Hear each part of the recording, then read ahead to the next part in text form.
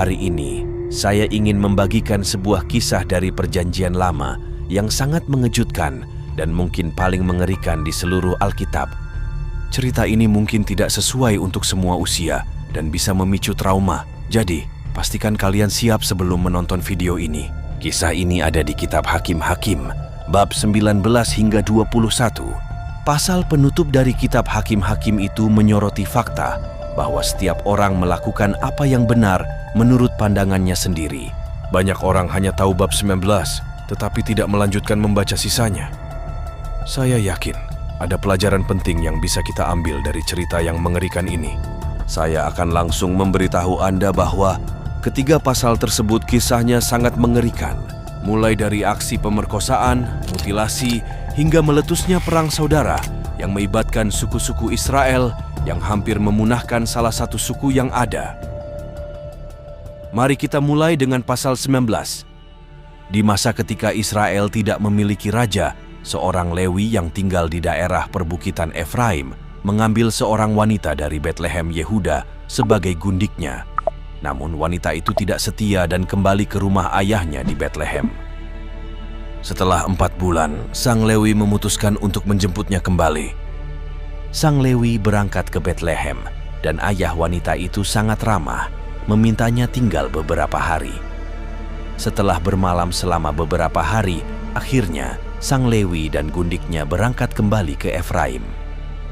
Dalam perjalanan, mereka tiba di Gibea, sebuah kota milik orang Benyamin.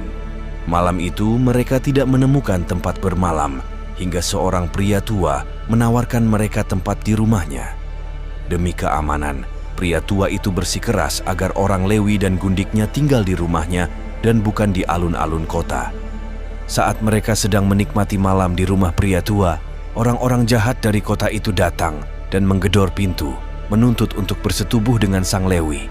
Tetapi sementara mereka menggembirakan hatinya, datanglah orang-orang kota itu, orang-orang Dursila, mengepung rumah itu.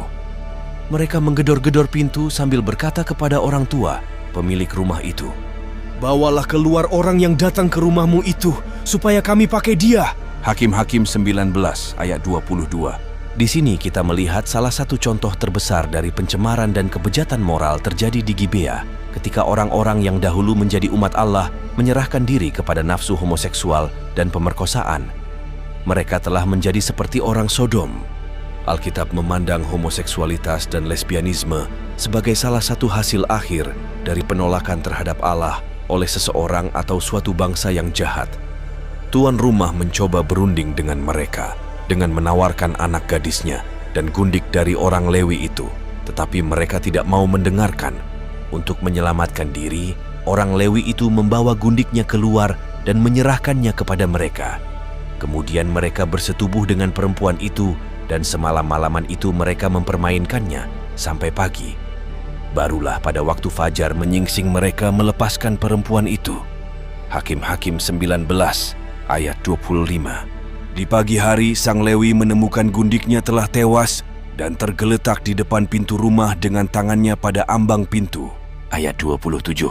Dia kemudian memotong tubuhnya menjadi 12 bagian dan mengirimkannya ke seluruh penjuru Israel, di mana hal ini memicu kemarahan besar dari suku-suku Israel.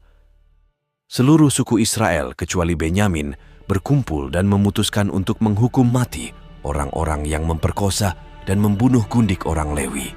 Namun ketika mereka berhadapan dengan masyarakat Benyamin, suku Benyamin memilih untuk melindungi pihak yang bersalah dan menolak menyerahkan mereka untuk diadili. Hakim-Hakim 20 ayat 12 hingga 14. Perang saudara meletus dan suku Benyamin akhirnya dikalahkan. Seluruh orang Benyamin terbunuh, kecuali 600 orang yang tersisa. Hakim-Hakim 20 ayat 47 hingga 48. Hakim-Hakim 21 menceritakan tentang usaha orang Israel agar suku Benyamin tidak terputus setelah sebagian besar dibunuh sehubungan dengan perbuatan noda di Gibea. Setelah masa berkabung, para pemimpin 11 suku lainnya berusaha mencari cara agar suku Benyamin tetap hidup. Solusi mereka adalah menghukum kota Yabesh Gilead yang tidak menanggapi seruan untuk berkumpul melawan suku Benyamin. Hukumannya adalah 600 pria Benyamin diperbolehkan memperistri wanita muda dari Yabesh Gilead yang telah diculik.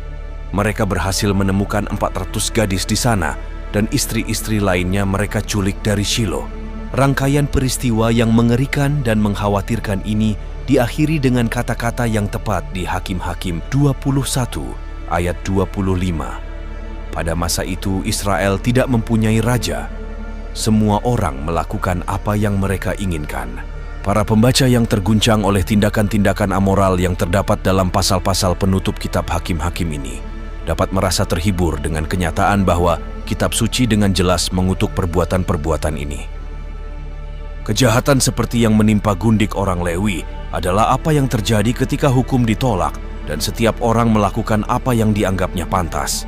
Kitab ini diakhiri dengan menekankan bahwa sepanjang masa para hakim, bangsa Israel mengabaikan standar-standar Tuhan dan melakukan apa yang baik menurut pandangan mereka sendiri. Ini merupakan pengingat yang kuat bahwa tanpa bimbingan ilahi, manusia cenderung menyimpang dari jalan yang benar. Sebagaimana dinyatakan dalam Amsal 14 ayat 12 dan Amsal 16 ayat 25, pikiran dan pendapat manusia kurang memadai dalam mempertimbangkan kebenaran, dan seringkali apa yang tampak benar bagi kita justru membawa kepada kehancuran. Mengandalkan pandangan kita sendiri dan bukan firman Allah sebagai penuntun kehidupan merupakan bentuk pemberontakan terhadapnya. Nehemia mencatat tentang pemberontakan umat Allah. Mereka mendurhaka dan memberontak terhadapmu.